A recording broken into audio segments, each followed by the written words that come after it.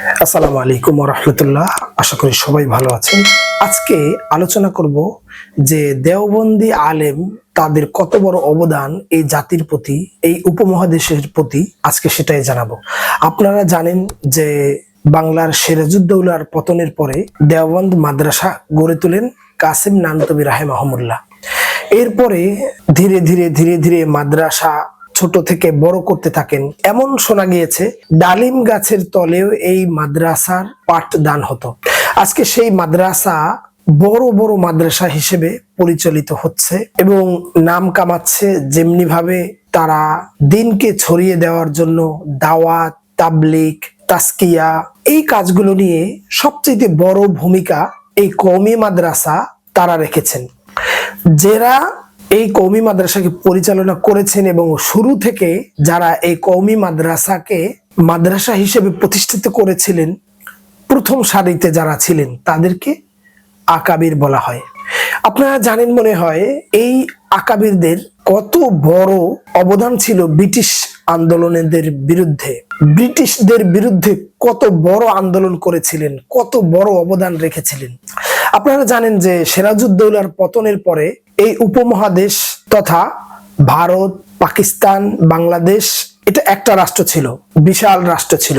এটা মুসলমানরা চালাতেন, শাসন করতেন।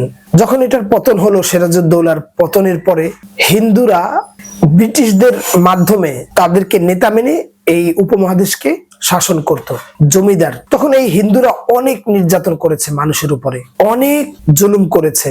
যেটা বলায় বাহুল্য যে আমরা জানি যে ব্রিটিশরা এই জমিদার হিন্দুদের মাধ্যমে তারা এই উপমহাদেশকে পরিচালনা করেছিল, মুসলমানদের উপরে নির্যাতন করেছিল, যত রকমের শাস্তি, জুলুম, নিপীড়ন সব করেছিল হিন্দুদের মাধ্যমে ব্রিটিশরা।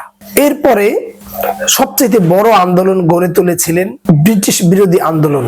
এটা কওমি মাদ্রাসার মাধ্যমে। কওমি মাদ্রাসা যখন প্রতিষ্ঠিত হয় ভারতের দেওবন্দ সাহারানপুরে, তো এই মাদ্রাসাটা নিয়ে আজকে বড় বড় ইতিহাস সৃষ্টি হয়েছে। ওইখানে যারা শাইখুল হিন্দ রাহিমাহুল্লাহ, আল্লামা মাহমুদুল হাসান দেওবন্দি রাহিমাহুল্লাহ, বড় বড় সারির নেতা যারা রয়েছিলেন, যারা ছাত্রও ছিলেন, ওস্তাদও ছিলেন, তারা এত বড় বড় ভূমিকা রেখেছিলেন।